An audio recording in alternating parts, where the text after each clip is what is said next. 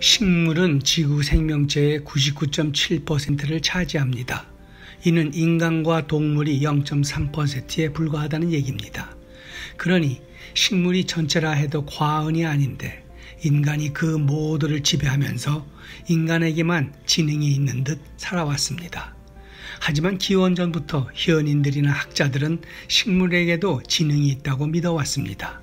그 중에 찰스 다윈은 식물이 우리 생각보다 훨씬 더 진보한 생물체라며 사람의 뇌와 같은 기능을 하는 구조가 뿌리에 있다고 주장했습니다.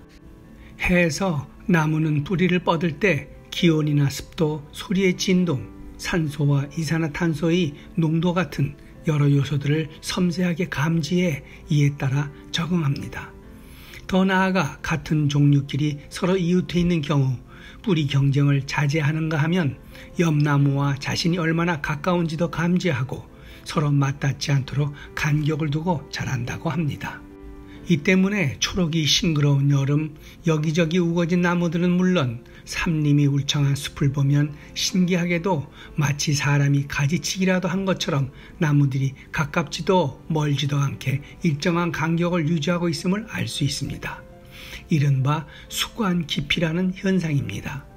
수관이라 함은 나무 꼭대기에서 뻗은 가지와 잎들이 자신의 영역을 벗어나지 않고 서로 경계를 지키며 간 모양으로 이른 모습이 마치 왕관 모양을 닮았다 해서 붙은 이름입니다.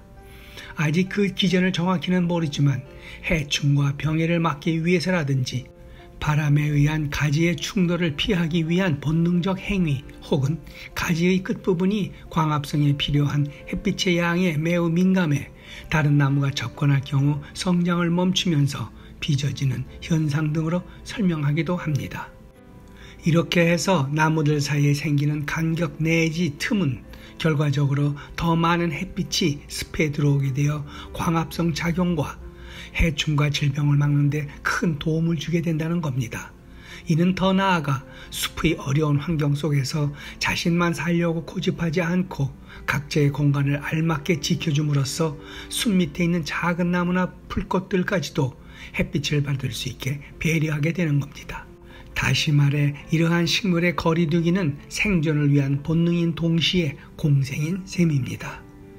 코로나19 사태가 일어난 지 어느덧 3년째 들어서는데도 각종 변이의 추세를 따라잡기에 급급한 상황에서 계속되는 감염 확산을 막기 위한 사회적 거리두기 등 예방수칙에 사람들은 지쳐가고 다소 해이해지기까지 하는 모양새입니다. 하지만 싫든 좋든 인류는 이제 어떤 식으로든 기존의 생활 방식과는 다른 모습으로 살아가야 할 처지가 되고 말았습니다. 이러한 때 나무들의 수관 깊이 현상은 특히 해충과 질병의 확산을 막기 위해 나무들이 스스로 거리를 둔다는 점에서 우리에게 시사하는 바가 큽니다.